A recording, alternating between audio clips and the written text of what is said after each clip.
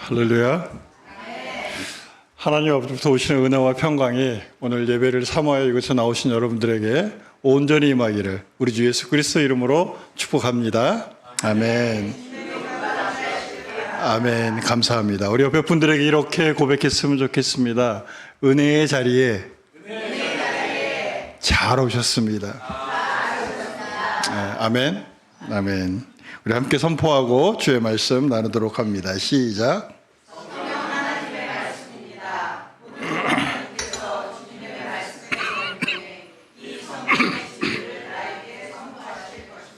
아멘. 오늘 함께 나눌 말씀의 제목, 수치가 변하여 은혜로 임할 때라고 하는 제목입니다. 우리는 인생을 살다가 보면 저마다 원치 않고 또 때로는 숨기고 싶은 수치와 절망의 순간을 맞이합니다. 타인에게 말하지 않고 싶지 않는 가정의 아픔도 있고요. 또 해결되지 않은 자녀의 문제, 육신의 질병, 또 지긋지긋한 경제적인 문제, 또한 스스로 죄악으로 인해 하나님과 사람들 앞에 차마 고개를 들 수 없는 부끄러움을 경험하기도 합니다. 그런데 세상은 이런 수치당한 자를 외면합니다. 그리고 수치의 자리에 있는 사람들을 더 큰 냉소와 정죄를 하며 점점 우리 곁에서 밀어내려고 합니다. 이것은 비단 사회에서뿐만 아니라 가정 안에서도 경우에 따라 교회 안에서도 일어날 수 있습니다. 그래서 이러한 수치는 사람의 영혼을 마비시키고 더 나아가 하나님과의 관계마저 끊어버리는 마치 절벽과도 같은 것을 느끼게 합니다. 오늘 우리가 읽었던 본문 15장에 나오는 한 여인, 이 여인 역시 세상에서 가장 끔찍한 수치와 절망 속에 둘러싸인 인물이었습니다. 그녀는 유대인으로부터 사람 취급을 받지 못하는 가난한 여자였으며 그녀의 딸은 흉악한 귀신 들린 상태였습니다. 이 여인은 이방인이라고 하는 신분적 수치를 겪었고 딸의 질병으로 인해서 삶의 수치 가운데 있으며 또한 예수님으로부터 들은 거절과 냉대라는 영적 수치의 삼중고를 겪었습니다. 그러나 성경은 우리에게 놀라운 변화의 신비를 보여줍니다. 가장 극심했던 그녀의 수치가 하나님의 영광 가운데 가장 은혜로운 것으로 변했기 때문입니다. 이제 오늘 본문을 통해서 우리 삶을 가로막고 있는 이 수치의 장막이 어떻게 거룩한 하나님의 은혜로 변화되는지 함께 은혜 나누기를 소망합니다. 오늘 우리가 읽었던 본문 21절은 이렇게 시작됩니다. 예수께서 거기서 나아가사 두로와 시돈 지방으로 들어가시니, 이렇게 시작되어 있습니다. 지도에 보면 두론과 시돈 지방은 저 이방인의 문명이 들어오는 이스라엘의 북쪽에 위치해 있어요. 당시 유대계의 중심은 예루살렘입니다. 어찌된 연유인지 오늘 우리가 읽지는 않았지만 15장 1절에서 20절에 보면 유대인의 종교 지도자인 바리새인과 서기관들의 일대의 무리들이 예루살렘으로부터 예수님이 사역하시는 갈릴리 지방에 와서 한바탕 논쟁을 벌입니다. 그리고 주님은 이들을 질책하셨죠. 그리고 나서 주님이 이제 이방인의 땅인 두로와 시돈으로 향합니다. 유대인들에게 이 두로와 시돈은 우상 숭배의 분고지요, 부정한들이 살아가는 수치스러운 땅이었습니다. 여러분이 잘 아는 것처럼 이스라엘의 구약 역사상 가장 우상 숭배가 창궐했던 시대가 아방 시대입니다. 그 아방 때 바알과 아세라를 섬기는 것이 상당히 자극했었어요. 그런데 그 아방의 아내인 이세벨이 바로 이 시돈 사람이었습니다. 유대인들은 이 두로와 시돈을 하나님으로부터 버림받은 땅, 멸망의 땅, 어둠의 땅이라 칭했고 그곳 사람들을 개처럼 가치없게 여겼습니다. 이러한 부정한 땅, 수치스러운 땅에 만왕의 왕이신 예수님께서 당신의 발로 직접 걸어 들어가십니다. 왜 그랬을까요? 여기에는 구속사적으로 매우 중대한 의미를 담고 있습니다. 왜냐하면 예수 그리스도의 이 땅에 오심 자체가 거룩하신 하나님께서 죄와 수치로 가득한 이 세상에 들어오신 바로 비화의 사건이기 때문입니다. 이렇게 주님께서 두로와 시돈 지경에 이르렀을 때 한 가나안 여인이 나와 소리를 지릅니다. 22절 말씀 함께 봉독해 봅니다. 시작.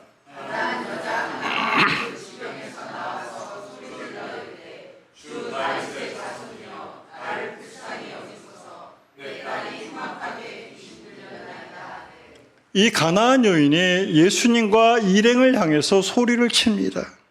주여, 주 다윗의 자손이여, 나를 불쌍히 여겨주소서. 그녀의 딸이 흉악한 귀신에 들렸고 영적으로 악한 영의 지배를 받아 육체적으로나 정신적으로 완전히 파괴된 상태를 호소합니다. 아마도 그녀의 딸은 비명과 기괴한 행동을 지르며 이 어미의 심정을 날마다 힘들게 했을 거예요. 아마 죽음보다 못한 이 더한 수치를 당하며 이 여인은 살았을 것입니다. 저 여인이 죄가 많아 딸이 귀신 들렸다. 이러한 이 가나안 여인의 딸이 겪는 비극은 단순히 이 여인의 딸만 겪는 비극이 아닙니다. 에덴 동산에서 아담의 범죄 이후 온 인류가 겪게 되는 영적 참상이 바로 이 여인의 딸이 겪는 귀신 들린 흉악한 모습과 동일하기 때문입니다. 하나님을 떠난 인간은 사탄의 종노릇하며 죄와 사망의 권세 아래 흉악할 수밖에 없습니다. 아담과 하와가 범죄한 후 자신들의 벗은 것을 보고 두려워하며 숨었던 것처럼 죄는 반드시 인간에게 수치를 가져오기 때문입니다. 이런 수치 가운데 이 여인은 자신의 힘으로는 도저히 자신의 딸이 귀신의 얽매인 것, 사탄의 사슬을 끊을 수 없음을 깨달아 소리칩니다. 주 다윗의 자손이여, 나를 불쌍히 여기소서. 이 여인은 이방의 여인이었지만 예수 그리스도께서 구약에 약속하신 메시아, 즉 아브라함과 다윗의 자손으로 오셔서 죄와 사망을 깨뜨리고 우리를 구원하시는 구세주임을 믿고 그렇게 그리스도를 향해서 간절히 고백하고 있는 것입니다. 그러나 소리치는 이 여인을 향한 예수님의 반응이 우리의 상식을 뛰어넘을 정도로 차갑고 냉랭합니다. 예수님은 오히려 이 여인에게 아무런 답을 하지 아니하시고 수치와 시험을 겪게 하십니다. 그 첫 번째 수치가 하나님의 침묵입니다. 오늘 23절 말씀 제가 봉독해 드립니다. 예수는 한 말씀도 대답하지 아니하시니 제자들이 와서 청하되 말하되 그 여자가 우리 뒤에서 소리를 지르오니 그를 보내소서. 어찌된 연유인지 예수님은 이 여인의 간절한 부르짖음에 침묵하십니다. 여러분, 하나님 앞에 여러분이 처한 비천함 때문에, 어려움 때문에 하나님 앞에 기도할 때에 침묵하시는 그 하나님 앞에 여러분 심정 어떠합니까? 정말 죽을 것 같지 않아요? 하나님이 정말 나를 돌보시는 분은 맞나? 하나님이 내 기도를 들으시는 것이 맞나라고 하는 이 불신과 함께 좌절과 함께 불안함이 엄습해 오는 순간, 그것이 바로 하나님의 침묵에서 느끼는 수치입니다. 더 나아가 곁에 있던 제자들이 뭐라고 얘기합니까? 이 여인의 소리에 피곤함을 느끼고 그 여자가 우리 뒤에서 소리 지르니 그를 보내소서라고 이 여인을 더욱더 귀찮은 존재로 여깁니다. 두 번째 수치는 구원의 한계 선언입니다. 이 여인이 포기하지 않고 계속 주님 앞에 다가와 간구하자 예수님이 드디어 입을 열어 말씀하십니다. 그런데 어찌된 일인지 그 말씀이 더 절망적입니다. 24절의 말씀 봉독해 봅니다. 시작.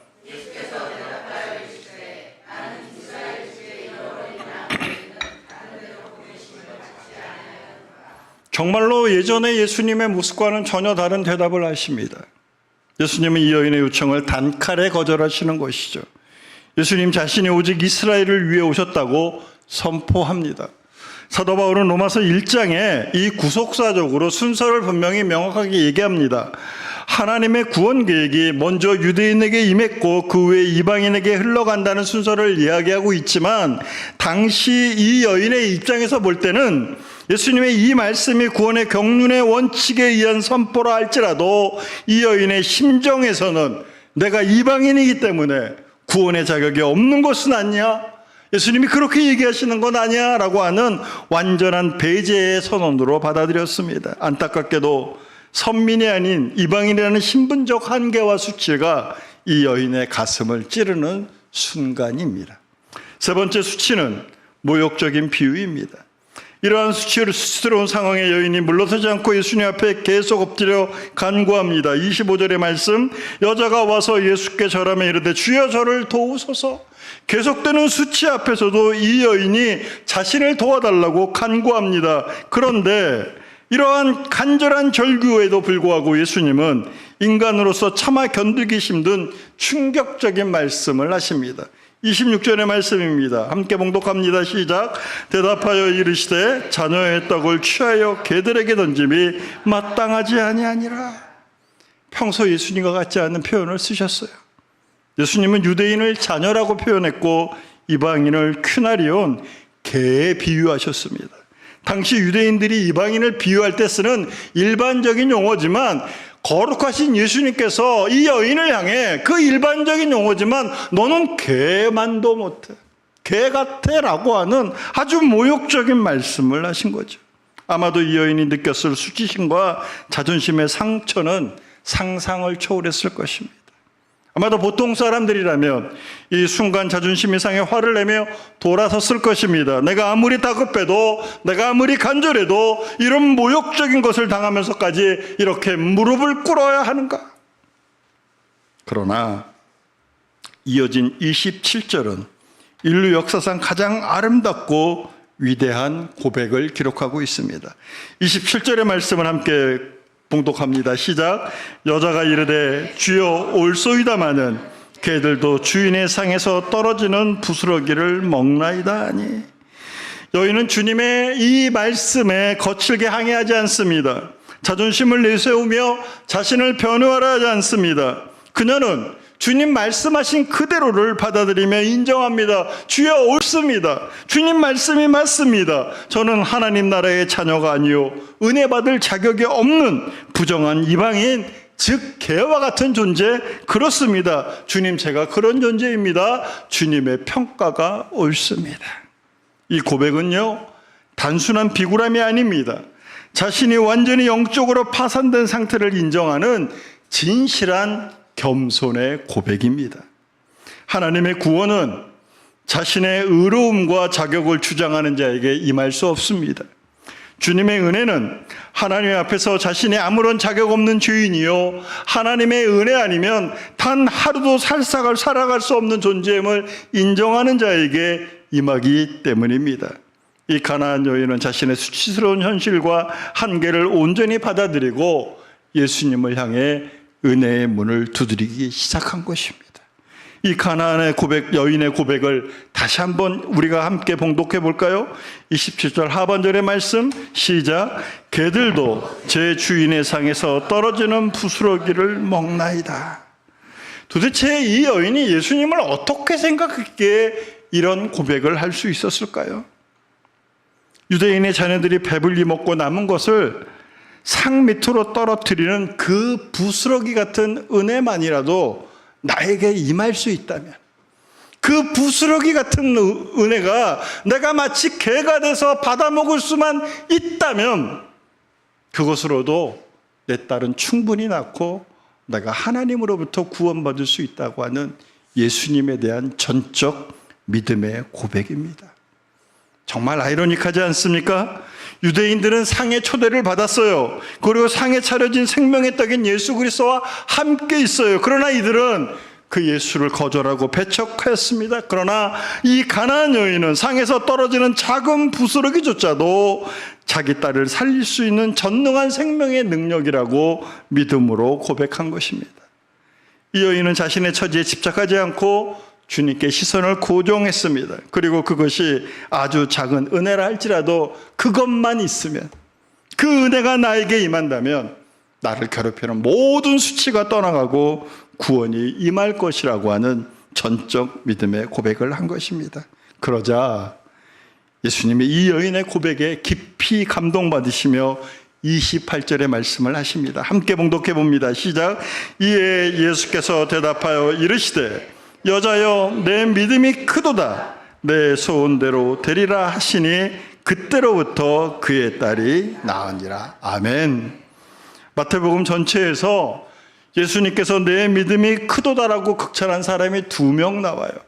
그 한 사람은 누구냐면 로마의 백부장이고 또 한 사람이 오늘 본문의 가나안 여인입니다.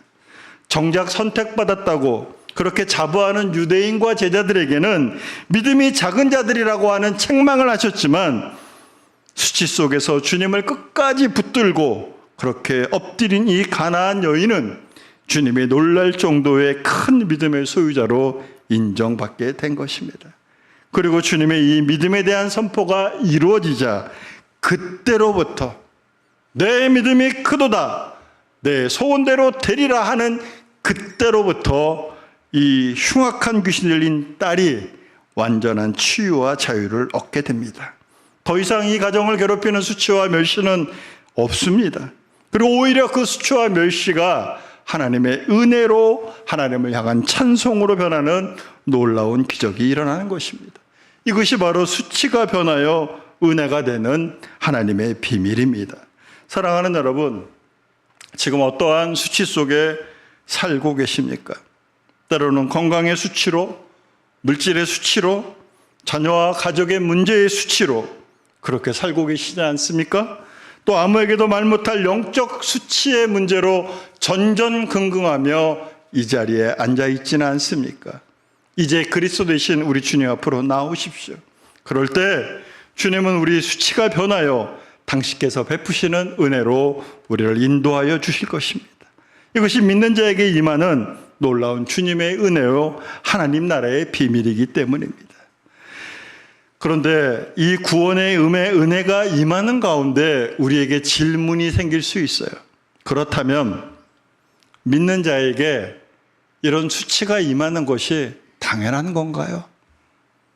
또 표정이 목사님 그렇게 힘들면 어떻게 믿으라고요? 이런 표정 같아요. 아니요. 그런데 이 질문 앞에 우리 서 있어야 돼요. 우리가 이 인생을 살아가면서 이 땅을 살아가면서 정말로 이 세상에서 받아야 되는 수치와 멸시가 내가 예수를 그리스도로 모실 때 받는 당연한 문제인가? 당연한 직면해야 될 문제인가라고 하는 질문. 저는 이 질문 앞에 분명히 대답할 수밖에 없습니다. 그렇습니다. 우리가 이 세상에서 하나님 나라의 기준으로 살면 우리는 수치를 당할 수밖에 없어요. 필연적으로 우리한테는 수치와 멸시가 임할 수밖에 없어요. 왜냐하면 하나님 나라의 백성으로 기준으로 살아가는 우리와 이 땅의 기준으로 살아가는 사람들의 기준의 격차가 있기 때문입니다. 이것은 마치 성인 군자로서 마땅히 양보하며 겸손으로 서로를 사랑하며 살아가는 것이 지극한 사람들이 한 부류가 있는데 그 옆에 자신의 이익만을 위해서, 욕망을 위해서, 이득을 위해서, 물질을 위해서라면 몹될지도 서슴치 않은 이 불안당 같은 사람들이 어울려 산다고 생각을 해보십시오. 왜 바보같이 맨날 손해만 보고 살아? 왜 나를 못 살게 하고 나를 피해주는 사람에게 똑같이 되갚지는 못할 망정 용서하고 더 나아가 사랑해야 하는 건데? 아니요. 마땅히 그렇게 살아야 돼요. 예수님이 그렇게 사셨기 때문입니다. 그리고 우리로 하여금 이 땅에서 장성한 분량까지 그렇게 살으라고 명하셨기 때문입니다. 그래서 하나님 나라의 백성의 삶은 이 세상의 기준으로 본다면 수치와 멸시 가운데 사는 것처럼 보일 수 있습니다. 그러나 잊지 마십시오. 예수님께서 가나안 여인에게 개들에게 던집이 마땅하지 아니하다라는 말씀의 의미를 우리는 잘 되새겨야 합니다. 이것은 이 여인을 멸시해서가 아닙니다. 예수님은 이 여인 안에 감추어진 그 주님을 향한 진정한 숨겨진 믿음이 세상 앞에 공포되기를 원하셨다는 거예요. 다시 말해 드러내기를 원하셨던 거죠. 봐라, 저 수치 가운데서도 이 여인은 나를 향한 저 간절한 믿음으로 은혜의 자리로 옮겨짐을 너희가 봐야 하느니라. 에베소서 2장에 보면 우리는 본래 허물과 죄로 죽었던 자들이요 하나님과 원수되었던 이방인들이었습니다. 다시 말해 영적으로 우리는 하나님의 자녀로서 떡을 요구할 수 있는 아무런 자격 없는 부정한 자들이 우리였어요. 그러나 우리가 어떻게 하나님을 아바 아버지라고 부를 수 있었습니까? 그것은 예수 그리스도께서 십자가에서 우리가 받아야 될 모든 수치를 감당하셨기 때문입니다. 다시 말한다면 인간의 죄와 수치가 예수 그리스도의 십자가의 수치로 소멸됐기에 우리는 구원의 은혜와 하나님의 자녀가 되는 권세를 받게 된 것입니다. 사랑하는 여러분, 이 사실을 잊지 마십시오. 그래서 히브리서 기자가 히브리서 12장 2절에 이렇게 고백하는 것입니다. 함께 봉독합니다. 시작. 믿음의 주요 또 온전하게 하시는 이인 예수를 바라보자. 그는 그 앞에 있는 기쁨을 위하여 십자가를 참으사 수치를 개의치 아니하시더니 하나님 보좌 우편에 앉으셨느니라. 아멘. 온 우주의 창조자이시지만 주님은 십자가 위에서 벌거벗겨지는 수치를 당하셨습니다. 사람들의 침뱉음과 비웃음 가운데 내가 만일 하나님의 아들이어든 내려와봐 라고 하는 모욕을 당하셨습니다. 심지어 주님은 하나님 아버지로부터 외면당하시기도 하셨습니다. 나의 하나님, 나의 하나님, 어찌하여 나를 버리시나까 하는 예수님의 그 마지막 절규의 기도에 하나님은 침묵하셨습니다. 그러나 하나님의 독생자 예수 그리스도께서는 십자가에서 개만도 못한 취급을 받으셨지만 그 극심한 수치를 당하셨기에 부정한 이방인이었던 가나안 여인은 물론이요, 오늘 함께 예배드리는 저와 여러분이 하나님의 생명의 상에 앉아 그 생명의 떡을 먹는 자녀되는 권세를 얻게 된 것입니다. 그러니 이러한 주님을 나의 주로 믿고 살아가는 우리가 이 땅에서 수치를 당하는 것은 지극히 당연한 것이요, 더 나아가 혹시라도 이 수치가 멸시가 나에게 있다면 내가 지금 올바로 주님을 향해 나가고 있구나 라고 생각하시기 바랍니다. 이것이 복음의 비밀이며 구원의 은혜이기 때문입니다. 이제 말씀을 정리하려고 합니다. 사랑하는 여러분, 지금 여러분 가운데 있는 수치와 절망을 어떻게 이겨내야 할까요? 첫 번째, 우리의 자존심을 내려놓고 주님의 은혜 앞에 엎드려야 합니다. 현대인들은 이 자존심을 너무나 귀하게 여깁니다. 그래서 조금만 내 자존심을 상하게 하면 분노하죠. 자존심이 상하는 순간 옳고 그름이 사라집니다. 그저 내 자존심 건드렸다는 이유 하나만으로 철천지 원수가 되며 죽도록 싸우는 것이죠. 그러나 이 자존심은, 나의 자존심은 하나님 앞에서 사라져야 합니다. 그런데 우리의 신앙은 어찌 돼 있는 건지 내 자존심을 주님 앞에서도 드러내려고 그래요. 주님, 내가 주님을 얼마나 열심히 믿는데, 내가 얼마나 기도를 열심히 하는데, 내가 얼마나 이 말씀 가운데 살려고 하는데 오늘 나에게 왜 이런 고토와 수치를 당하게 하십니까? 아니요. 내 자존심과 공로를 내세울 때 우리 안에 하나님의 은혜가 임할 자리는 하나도 존재하지 않습니다. 내가 내 삶에 수치가 찾아올 때 낙심하고 세상으로 도망치지 마십시오. 가나안 여인처럼 그저 발 아래 엎드려 간구하십시오. 주님, 저는 죄인입니다. 저는 아무 자격이 없습니다. 그러나 주님의 긍휼을 간절히 바랍니다. 주님, 나를 불쌍히 여겨 주시옵소서. 나를 도와 주시옵소서. 그럴 때 비로소 나의 연약함과 수치의 자리는 하나님의 은혜가 임하는 축복의 통로가 될 수 있는 것입니다. 두 번째로, 하나님의 침묵 속에서도 은혜의 풍성함을 신뢰하시기 바랍니다. 기도의 응답이 없고 하나님이 나를 버리신 것 같은 영적 어둠 속에서도 가나안 여인은 견뎌냈습니다. 그것이 이 여인의 믿음이 드러내는 과정이었기 때문이죠. 우리 안에 기도의 침묵이 있습니까? 응답의 침묵이 있습니까? 은혜의 침묵이 있습니까? 견뎌내십시오. 여러분 안에 숨겨진 믿음을 하나님께서 드디어 만천하에 드러내려고 인도하시는 과정입니다. 마지막으로, 수치가 변하여 찬송이 되는 변화를 사모하며 경험하십시오. 하나님은 당신의 자녀들이 수치 가운데 있는 것을 원치 않으십니다. 그래서 이사야 선지자를 통해서 이렇게 말씀하셨습니다. 함께 봉독해 봅니다. 시작. 너희가 수치 대신에 보상을 배나 얻으며 능욕 대신에 몫으로 말미암아 즐거워할 것이라. 그리하여 그들의 땅에서 갑절이나 얻고 영원한 기쁨이 있으리라. 아멘. 가나안 여인이 겪었던 이방인의 수치, 귀신 들린 딸로 인한 절망, 그리고 주님께 들었던 개 같은 이 모욕적인 비유는 결국 여자여 내 믿음이 크도다라고 하는 칭찬과 딸의 치유로 변하는 찬송의 가정이었습니다. 사랑하는 여러분, 오늘 여러분이 가지고 있는 가정의 수치, 자녀의 수치, 건강의 수치, 또한 물질의 수치, 죄로 인한 영적 수치 속에 있습니까? 이제 그 수치를 안고 주님의 십자가 앞으로 나아가십시오. 십자가에 나를 대신해 온갖 모욕과 수치를 당하신 예수의 발 앞에 우리의 수치를 내어놓으시길 바랍니다. 제가 말씀을 묵상하다가 문득 명랑해전에서 이순신 장군이 했던 말이 떠올랐습니다. 모든 배가 다 파손하고 12척의 배가 있을 때 일본의 거대한 함대가 밀려올 때 이순신 장군이 일기를 쓰며 이런 얘기를 했던 장면입니다.